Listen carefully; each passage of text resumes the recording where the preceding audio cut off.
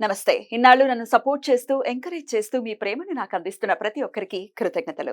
అలాగే ఈ వీడియో కూడా ఖచ్చితంగా మీకు ఉపయోగపడుతుంది. లైక్, షేర్ అండ్ సబ్స్క్రైబ్ చేసి మీ సపోర్ట్‌ని నాకు అందించండి. అలాగే ఈ వీడియో పట్ల మీకున్న అభిప్రాయాన్ని కామెంట్ సెక్షన్‌లో కామెంట్ చేసి తెలియజేయండి.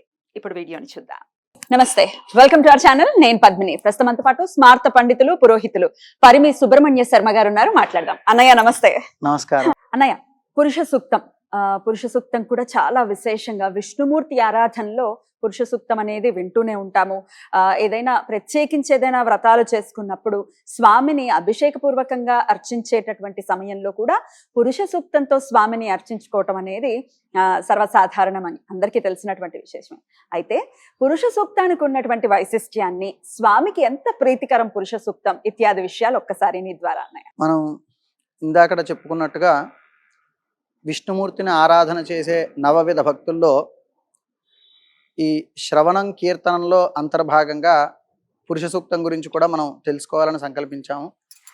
పురుష సూక్తం మనకి మొదలుపెట్టేదే ఫస్ట్ శాంతి మంత్రంతో. ఓం తచ్చంయోరావృణీమహే గాతుం యజ్ఞాయ గాతుం యజ్ఞపతయే దైవీ స్వస్తిరస్తునః స్వస్తిర్మానుషేభ్యః ఊర్ధ్వంజిగాతు భేషజం షన్నో అస్తు ద్విపదే షంచతుష్పదే ఓం శాంతి శాంతి శాంతి. ఈ పురుష సూక్తంలో మొట్టమొదటిగా మనం శాంతి మంత్రంతో ఎందుకు మొదలు పెడతాము అంటే, ఇందాక మనం శ్రీ సూక్తం గురించి చెప్పుకున్నప్పుడు అనేకమైనటువంటి కామ్యముల గురించే ప్రస్తావించాం. కానీ పురుష సూక్తంలో నారాయణ స్వరూపం ఏమిటి అంటే శాంతాకారం భుజగశయనం. ఆయనని ఆరాధన చేస్తే, విష్ణుమూర్తిని ఆరాధన చేస్తే ప్రతిదీ కూడా శాంతమైనటువంటి, అంటే అశాంతస్య కుత సుఖం అని చెప్పుకున్నట్టుగా శాంతిని కలగజేయడంతో ఈ స్వామివారి యొక్క ఆరాధన విశిష్టంగా ప్రారంభమవుతుంది. తచ్చంయోరావృణీమహే అంటూ కూడా శాంతి మంత్రంతోనే ప్రారంభం చేస్తాము. అయితే షన్నో అస్తు ద్విపదే షంచతుష్పదే అంటే, ద్విపదే అంటే రెండు పాదములతో ఉన్నటువంటి మన దగ్గర నుంచి, చతుష్పదే అంటే నాలుగు పాదములతో ఉన్నటువంటి జంతువులతో సహా అందరికీ కూడా అంటే మంచి చెయ్యాలి. శం అంటే మంచి అని అర్థం. అందరికీ కూడా మంచి చెయ్యాలి అనే సంకల్పంతో ఈ పురుష సూక్తం ప్రారంభమవుతుంది. స్వామివారి యొక్క పురుష సూక్తంలో ఉన్నట్టు విశిష్టత ఏమిటంటే, స్వామివారి విరాట్ స్వరూపం, అంటే విశ్వరూపం అంటాం కదా, ఆ విరాట్ స్వరూపాన్ని వర్ణించడమే. మొట్టమొదటి మంత్రమే సహస్రశీరుష పురుష సహస్రాక్ష సహస్రపాత్. అంటే స్వామివారి యొక్క సహస్రము అంటే మామూలుగా మనందరం 1000 అని ప్రస్తావిస్తాం, కానీ అనేకము అంటే అసంఖ్యాకము, 1000 అంటే సహస్రాధికం అంటే మనం లెక్క పెట్టలేనటువంటి స్వరూపం, చెప్పలేము, అంతకన్నా చెప్పలేము అని. అంత వ్యాప్తి కలిగినటువంటి ఆ యొక్క నారాయణుణ్ణి వర్ణిస్తూ ఉన్నటువంటిదే ఈ సూక్తము. ఇందాక చెప్పినట్టుగా విష్ణుమూర్తిని ఆరాధన అంటే విశేషంగా కూడా నారాయణుని కీర్తించేది. అదే నారాయణుని అంటే నారహ దదాతి ఇది అయినహ నారాయణ అంటే సమయానుగుణంగా జ్ఞానాన్ని ప్రసాదిస్తూ మానవ జీవనాన్ని ఒక క్రమంలో నడిపించేవాడు నారాయణుడు. అందుకే మనం సత్యనారాయణ వ్రతము అంటాము. సత్య అంటే అనుగుణంగా మనం ఏదైతే కామ్యము అని అనుకున్నామో ఆ కామ్యము మనకి తీర్చేవాడు. అందుకని అది సత్యం అవడం, అంటే మన కామ్యం సత్యం అవడం నువ్వు అన్నట్టు. అలాంటి సత్యనారాయణ వ్రతము అని చెప్పి చేస్తాం. అంటే నారాయణుడు అంటే ఏమిటంటే కాలానుగుణంగా మనకు కావలసినటువంటి జ్ఞానాన్ని ప్రసాదిస్తూ మన జీవనాన్ని సక్రమంగా నడిపించేవాడు నారాయణుడు. అందుకనే నారాయణ ఆరాధన మన కలియుగంలో చాలా విశేషంగా ఉంటుంది. అందుకనే సృష్టి స్థితి లయము మూడిట్లోనూ కూడా స్థితికారకుడు నారాయణుడు అంటారు. అంటే ఉద్భవింపజేసేవాడు, అంటే మన పుట్టించేవాడు బ్రహ్మదేవుడు అయితే, లయం చేసేవాడు పరమశివుడు అయితే, మధ్యలో మన జీవన గతి అంతా కూడా ఆ నారాయణుడి మీదే ఆధారపడుతుంది. ఆయనే స్థితికారకత్వం వహిస్తాడు. అలాంటి స్థితికారకుణ్ణి విశేషంగా వర్ణించడమే ఈ పురుష సూక్తం అన్నమాట. సో స్థితిలో మనకు కావాల్సినటువంటి ఐహిక సుఖాలు అవ్వచ్చు, ఐశ్వర్యం అవ్వచ్చు, ఇంకా ఏది కావాలన్నా విష్ణువే శరణ్యం, అంతేనా? విష్ణువే శరణ్యం. అంతా జరిగిన తర్వాత, మనకు అన్ని కలిగిన తర్వాత, నేను ఇందాక చెప్పినట్టుగా తృప్తి కలగజేసేవాడు నారాయణుడే. ఎందుకంటే మనకి సత్యనారాయణ స్వామి వారి వ్రతంలోనే మొదట మనకి అధ్యాయంలోనే ఒక శ్లోకంలో అందులో వివరంగా చెప్పబడి ఉంటుంది. మానవులందరూ కూడా కామ్యముల వెంబట తిరుగుతున్నారు. అంటే మనం ఇందాక మనం లక్ష్మి ఏది చేసుకున్నా కూడా కామ్యము అనేటువంటిది. కానీ కామ్యమే ప్రధానం కాదు, తృప్తిని కలగజేస్తాడు. తృప్తి అనేది ఎప్పుడు వస్తుంది? అన్ని కోరికలు అలానే ఉంటే తృప్తి కలగదు కదా. మనకి తృప్తి కలిగింది అంటేనే మన కామ్యములన్నీ కూడా నెరవేరాయి అని. ఐహికమైనటువంటివి మనకి ఆది దైవిక, ఆధ్యాత్మిక, ఆది దైవిక, ఆది భౌతిక అని 3 తాపత్రయాలు ఉంటాయి. మనకు తాపత్రయము అంటుంటాం కదా, వినే ఉంటాయి. ఎందుకు ఈ తాపత్రయం? ఆధ్యాత్మిక, ఆదిదైవిక, ఆదిభౌతిక అని 3 తాపత్రయాలు. ఈ 3 తాపత్రయాల్ని తరింపజేసేవాడే నారాయణుడు. విష్ణు. మననాత్ తాయతే ఇది మంత్ర. ఏ మంత్రమైనా మననం చేసే కొద్దీ మనకి కాపాడుతూ ఉంటుంది. అష్టాక్షరి మహామంత్రం ఏది? ఓం నమో భగవతే వాసుదేవాయ, లేదంటే ఓం నమో నారాయణాయ అని ఈ మంత్రాలను మనం మననం చేసుకుంటుండడం ద్వారా ఈ తాపత్రయాలన్నీ నెరవేరుతాయి. ఈ తాపత్రయాలన్నీ కూడా వేదోక్తంగా మనం ఏదైనా ఉన్నదా సూక్తము అంటే అదే ఈ పురుష సూక్తం అన్నమాట. అద్భుతం. అలంకారానికి ఎలా అయితే ఆయన ప్రీతి చెందుతారో విష్ణువు, అలాగే కీర్తించడానికి కూడా ఆయన ప్రీతి చెందుతారు. కీర్తనకు కూడా ఆయన ప్రీతి చెందుతారని ఖచ్చితంగా చెప్పవచ్చు. మరి పురుష సూక్తం అంతా కూడా ఆయనను కీర్తిస్తూనే ఉంటుంది. అదే చెప్పుకున్నాగా, శ్రవణం కీర్తనం విష్ణోహో. అందులో మనకి ముందు నవవిధ భక్తుల్లోనే నారద సూత్రాల్లోనే మొట్టమొదటిగా ఆయన చెప్పింది శ్రవణం కీర్తనం. విష్ణువుకి వెంటనే విష్ణుమూర్తికి ప్రీతికరమైన ఏంటి అంటే శ్రవణం కీర్తనం విష్ణోహో. ఆ కీర్తించేదే మనం ఇప్పుడు అనుకోకుండా మనం వేళ చేసుకున్నటువంటి ఈ సూక్తాల గురించి వర్ణించడం అంతా కూడా స్వామివారిని కీర్తించడం. ఇప్పుడు సహస్ర శీరుష పురుష సహస్ర ఎక్కడైనా మీకు అందులో విష్ణుమూర్తి నామం రాదు. విష్ణుమూర్తి మీరు సూక్తం మనం చెప్పుకుంటాం, విష్ణుమూర్తి అనే మాటే రాదు అసలు. నారాయణుడు అని వస్తుంది. నారాయణుడు అంటే ఏమిటి అంటే చెప్పా కదా ఇందాక, సగుణంగా సకాలానుగుణంగా మనకి జ్ఞానాన్ని ప్రసాదించి మనం రక్షించేవాడు నారాయణుడు. ఆయన విరాట్ రూపం. విష్ణుమూర్తి అని మనం ఏదైతే రూపాన్ని ఏర్పాటు చేసుకున్నాం అది కూడా స్వామివారి యొక్క అవతారము. మనకి 21 అవతారాలు భాగవతంలో చెప్పబడి ఉన్నాయి. ఆ 21 అవతారాల్లో విష్ణుమూర్తి అవతారం ఒకటి. దత్తాత్రేయులు వారిది. మనకి దశావతారాలు దశావతారాలన్నీ ఏవి? అవి నారాయణుడు అవతారాలే, అంతే కదా. రామావతారము, తర్వాత బౌద్ధావతారము, కూర్మావతారము, శ్రీమరాది విష్ణోహో మత్స్య కూర్మ వరాహ నారసింహ భార్గవ రాఘవ కల్కి, ఇలా ఈ అన్ని అవతారాలు కూడా నారాయణుడు యొక్క అవతారాలు, అంటే విష్ణుమూర్తి అవతారాలు. అది విష్ణుమూర్తే దశ విధాలుగా మారినటువంటి అవతారం. కానీ ఈ విష్ణుమూర్తే ఒక అవతారం. అది 21 మహావతారాల్లో భాగవతంలో చెప్పబడింది. భాగవతంలో వివరంగా చెప్పబడింది. ఆ మూల పురుషుడు ఎవరైతే ఉన్నాడో, అంటే విష్ణుమూర్తి గురించి కూడా కాదు, ఆ మూల పురుషుడు ఎవరైతే ఉన్నాడో, విరాట్ స్వరూపం అని అన్నాం కదా మనకి భగవద్గీతలో. విశ్వరూప సందర్శన యోగంలో విశ్వరూపాన్ని ఎవరైతే దర్శింపజేస్తాడో నారాయణుడు, ఆ నారాయణ స్వరూపము ఈ పురుష సూక్తంలో కీర్తింపబడుతుంది అనమాట.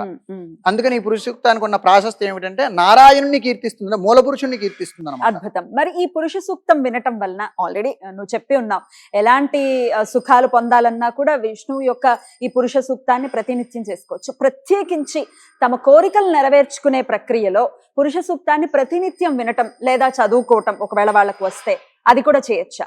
పురుష సూక్తము చదువుకోవడం ద్వారా ప్రధానంగా మనకి పురుష సూక్తంలోనే ఫలశ్రుతిలో ఏం చెప్పారు అంటే, ధార్మికమైనటువంటి జీవనం మనిషికి మతికి అంటే మన ఆలోచనలకి ధర్మాన్ని కలగజేస్తుంది అని, తర్వాత యోగము క్షేమము ప్రసాదిస్తుంది అని, అలానే ఏవైనా పారంపరాగతమైనటువంటి వ్యాధులున్నా, ఏదైనా పరంపరాగతమైనటువంటి, ఇప్పుడు మామూలుగా మనకి హెరిడిటరీ ఏదో అంటారు కదా, ఇప్పుడు ఈ షుగర్ అని, ఈ హార్ట్ అటాక్, ఇలాంటివి ఏవైతే స్కిన్ ఎలర్జీ ఏవైనా సరే పరంపరాగతమైనటువంటి, అంటే వంశ పరంపరంగా లేకపోతే మన పెద్దల దగ్గర నుంచి మనకు వచ్చినవి కానీ అలాంటివి ఏవైనా కూడా మనం అనుకుంటాం కదా, వ్యాధి రూపేణ పీడితేన పూర్వజన్మ కృతం పాపం వ్యాధి రూపేణ పీడితే అని, పూర్వజన్మలో మనం ఇలాంటివన్నిటికి కూడా శాంతింపజేస్తుంది. నివారణ కాదు. నివారణ అనేది ఎలా చేస్తుంది? ఏదైనా సరే ఔషధాన్ని కానీ ధర్మాన్ని కానీ మనం ధరిస్తేనే అది మనని రక్షింపజేస్తుంది. మనం అందరం ధర్మో రక్షతి రక్షిత అంటాం. అందరూ ధర్మాన్ని రక్షిస్తే అది మనని రక్షిస్తుంది అంటాం. కానీ వాస్తవం ఏమిటి అంటే ధర్మాన్ని మనం ధరిస్తే మన ధర్మం కాపాడుతుంది. ఇప్పుడు ఆచరిస్తేనే, ఏదైనా మనం ధరిస్తేనే కదా మనం కాపాడుతుంది. మనం వేసుకున్నటువంటి దుస్తులు మనని రక్షిస్తాయి శీతవాతోష్ణాల నుంచి, అంటే చలి నుంచి కానీ లేకపోతే ఉష్ణం నుంచి కానీ కాపాడుతుంది. అంటే మనం ధరించేనే వస్త్రాలు, మన దగ్గర స్వెటర్ ఉన్నా లేకపోతే ఏమైనా రగ్గులు ఉన్నా కూడా బీరువాలో ఉంటే మనకు కాపాడవు. అలానే ధర్మమైన అయితే దైవనామాన్ని దైవారాధన కూడా అంతే. ఎవరో చేస్తున్నారు ధర్మం మాత్రమే అంతే. ఎవరో చేస్తున్నారు అని చెప్పి మనం తెలుసుకోవడం ద్వారా మనకేమీ కలగదు. ధరించడం ద్వారా అది మనకి సిద్ధింపజేస్తుంది. కాబట్టి ఇవన్నీ కూడా వినడం ద్వారా మనకేం కలిసి వస్తుంది అంటే, ఇందాక నువ్వు అడిగినట్టు వినడం ద్వారా ఏమిటంటే శాంతింపజేస్తుంది. ఏమైనా ఉగ్రమైనటువంటి మనం అనుభవించాల్సినవి ఏమైనా ఉంటే వాటిని శాంతింపజేస్తుంది. ధారణ ద్వారా రక్షింపజేస్తుంది. మనం నియమాలు పాటించడం ద్వారా మనం ఆరోగ్యంగా ఉంటాము. ఔషధం చేసుకోవడం ద్వారా మనలో ఉన్నటువంటి అనారోగ్యం నివారణ అవుతుంది. కాబట్టి నివారణ కావాలి అంటే అది మనం ధారణ చెయ్యాలి. పురుష సూక్తం మనం నిరంతరము కూడా వింటూ ఉండడం, మనకు అది వినే ఇది లేదు అనుకున్నప్పుడు, అంటే వినే అవకాశము యోగ్యత లేనప్పుడు, మంత్రానికి ఉన్న విశేషం ఏమిటి అంటే, నువ్వు నారాయణ అంటే నువ్వు ధ్యానముగా శ్లోకం కానీ లేకపోతే స్తోత్రం కానీ చదవడానికి అక్షర దోషం అనేది దానికి ఎటువంటి ఇది వర్తించదు. అంటే మనం సాధ్యమైనంత వరకు సరిగ్గానే చదవాలి. ఒకవేళ దోషమైనా కూడా అదేమి పెద్ద మనకి అంటే కీడుని చెయ్యదు. భక్తి దాన్ని ఓవర్లాప్ చేస్తుంది. కానీ వేదమంత్రం అలా కాదు. ఎందుకు అంటే వేదానికి ఒక స్వరము అనేది ఒకటి ఉంటుంది. నిర్దిష్టమైనటువంటి స్వరంతో చెప్తేనే ఆ వేదమంత్రం అనేది మనకి యోగిస్తుంది. కాబట్టి వేద మంత్రాన్ని అన్ని వేళలా అందరూ మననం చేయలేరు, అందరూ చదవలేరు. స్వరమే కాకుండా అనుదాత్తాలు ఉదాత్తాలు స్వరము అంటే అనుదాత్తము ఉదాత్తము దీర్ఘస్వరితం ఈ మూడింటిని కలిపి స్వరం అంటారు. అంటే దీర్ఘం అంటే మీరు ఒక్కొక్కసారి దాన్ని లాగి చెప్తూ ఉంటారు, ఎందువలన అనుకుంటాం అది శృతి చెప్పింది అలా చెయ్యాలి. వేదాత్మనాయ విద్మహే హిరణ్య గర్భాయ ధీమహి తన్నో బ్రహ్మ ప్రచోదయాతు. ఈ బ్రహ్మ గురించి వర్ణించినటువంటి గాయత్రి. ఇందులో మనకి అనుదాత్తము ఉదాత్తము దీర్ఘస్వరితం 3 వస్తాయి. బ్రహ్మదేవుడు తన్నో బ్రహ్మ ప్రచోదయాతు. మనకి 2 బ్రహ్మలు. నాభి కమలంలో ఉద్భవించిన వాడు బ్రహ్మదేవుడు, అంటే సృష్టించేవాడు మనకు తెలిసింది. ఆయన విష్ణుమూర్తి కుమారుడు, అంతే కదా. మరి విష్ణుమూర్తి పరం బ్రహ్మ మనం గురు బ్రహ్మ గురు విష్ణు గురుదేవో మహేశ్వర గురు సాక్షాత్ పరం బ్రహ్మ తస్మై శ్రీ గురువే నమః. అందరూ ఈ శ్లోకం తెలిసిందే చెప్తాం. కానీ ఇందులో 2 బ్రహ్మలు వస్తారు. ఎప్పుడైనా మీరు గ్రహించుంటే గురుర్ బ్రహ్మ గురుర్ విష్ణు గురుదేవో మహేశ్వర. మనకి త్రిమూర్తులు అంటాం కదా, బ్రహ్మ విష్ణు మహేశ్వర. 3 వచ్చేసారా? గురు బ్రహ్మ గురుర్ విష్ణు గురుదేవో మహేశ్వర గురు సాక్షాత్ పరం బ్రహ్మ. ఇంకో బ్రహ్మ అని వస్తుంది గురువులోనే మళ్ళీ ఇంకో గురు సాక్షాత్ పరం బ్రహ్మ. అంటే ఈ 3 కాక ఈయనకన్నా పరం ఒక ఆయన ఉన్నాడు. పరము అంటే ఏమిటి? ఇక్కడ ఉన్నది కాదు, పరమేశ్వరుడు అంటాం. పరమ ఈశ్వరుడు. ఈశ్వరుడు అంటే సర్వభూతములలో వ్యాప్తి చెంది ఈశావాస్య జగత్, సర్వభూతములలో ఆయన వ్యాప్తించి ఆయన నియమించేవాడిని ఈశ్వరుడు అంటాం. పరమేశ్వరుడు అంటే మా అంటే ఈశ్వరుడు కన్నా ఇంకొకళ్ళు పరం లేరన్నమాట. అలాంటి వాడిని పరమేశ్వరుడు అంటాం. ఈ గురు బ్రహ్మ గురు విష్ణు గురుదేవ మహేశ్వర గురు సాక్షాత్ పరం బ్రహ్మలో ఆ పరంబ్రహ్మ ఎవరు అంటే ఈ త్రిమూర్తుల కన్నా కూడా అతీతమైనటువంటి శక్తివాడు. అదే ఆయన గురించే పురుష సూక్తం చెప్తుంది. విరాట్ పురుషుడు అంటాం కదా, ఆ 4 ఆయన ఎవరైతే ఉన్నాడో పరంబ్రహ్మ, ఆయన గురించే మనకి ఈ పురుష సూక్తం చెప్తుంది. ఈ పురుష సూక్తం అయితే నేను ఇందాక చెప్పిన బ్రహ్మ గాయత్రిలో పరంబ్రహ్మ దానికి దీర్ఘస్వరితం వస్తుంది. ఇప్పుడు వేదాత్మనాయ విద్మహే హిరణ్య గర్భాయ ధీమహి తన్నో బ్రహ్మ ప్రచోదయాతు. దీర్ఘస్వరితం చెప్తే బ్రహ్మదేవుడు ఎవరు? త్రిమూర్తుల్లో బ్రహ్మదేవుడు. అదే దీర్ఘస్వరితం చెప్పకుండా తన్నో బ్రహ్మ ప్రచోదయాతు అంటే పరంబ్రహ్మలోకి వెళ్తాడు. అంటే మనకు ఆ దీర్ఘస్వరితం చెప్పకపోయేసరికి ఆ దేవతని వేదాత్మనాయ విద్మహే హిరణ్య గర్భాయ ధీమహి. ఈ వేదాత్మనుడు ఎవరు? బ్రహ్మదేవుడు. త్రిమూర్తుల్లో బ్రహ్మదేవుడు. హిరణ్య గర్భుడు ఎవరు? త్రిమూర్తుల్లో బ్రహ్మదేవుడే. ఈ 2 నామాలు ఈ బ్రహ్మ గురించి చెప్పి తన్నో బ్రహ్మ ప్రచోదయాత్ అనకుండా తన్నో బ్రహ్మ ప్రచోదయాత్ అంటే ఈ 3వ వ్యక్తి వేరే వాళ్ళు అవుతారు. ఇంతుంది అర్థం. కాబట్టి ఒక్కసారి ఇలా దీర్ఘం పలికినంత మాత్రాన్ని, దీర్ఘస్వరితం చెప్పకపోవడం మాత్రాన్ని ఇంత అర్థం ఉంది. అదే ఇవి తెలిసి ఉండాలి, అంతేనా? అందుకనే ఈ వేద మంత్రాలని ఎందుకు నిష్ణాతులే చదువుకోవాలి అంటే ఈ వేదాధ్యయనం కూడా అందరూ అనుకుంటే మామూలుగా బయట మనకు కనబడుతున్నట్టుగా ఇప్పుడు అర్చక స్వామి ఉంటారు, లేదంటే పురోహితులు చాలా మంది ఉంటారు. ఇది అంత సాధారణమైన విషయం ఏమీ కాదు. నేను కీసరగుట్టలో చదువుకున్నాను, వేద పాఠశాల ఉంది. ఇది చదువుకోవడానికి కూడా చిన్నప్పటి నుండి ఒక 8 ఏళ్ల, ఇది అసందర్భమే అయినా కూడా ఒక చిన్న విషయం సందర్భమే, ఎందుకంటే ఎలా చదువుకుంటారో తెలియాలి కదా. 8 ఏళ్ల వయసులో వేదాధ్యయనానికి 8 ఏళ్ల వయసులో వెళ్తారు పిల్లవాళ్ళు. ఉపనయనం అయిన తర్వాత అష్టవర్షాత్ 8వ సంవత్సరంలోనే ఉపనయనం చేసిన తర్వాత గర్భాష్టమేషు ఉపనయిత. నువ్వు అప్పుడే వెళ్ళావు? నేను అప్పుడే వెళ్ళాను. అంటే నేను నేర్చుకున్నది స్మార్తం కాబట్టి నాకు 12 ఏళ్ల సంవత్సరంలో వెళ్ళాను, 12వ వెళ్ళాను. స్మార్తం అనేది 8 సంవత్సరముల కోర్సు.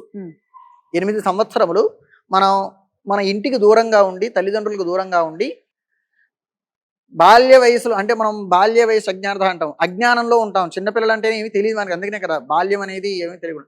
అలాంటి వయసులో మనం ఎవరి దగ్గర ఉండాలో వాళ్ళ దగ్గర ఉండకుండా గురుకులానికి వెళ్ళి నేర్చుకునే వాళ్ళు అంటే చాలా సాధన.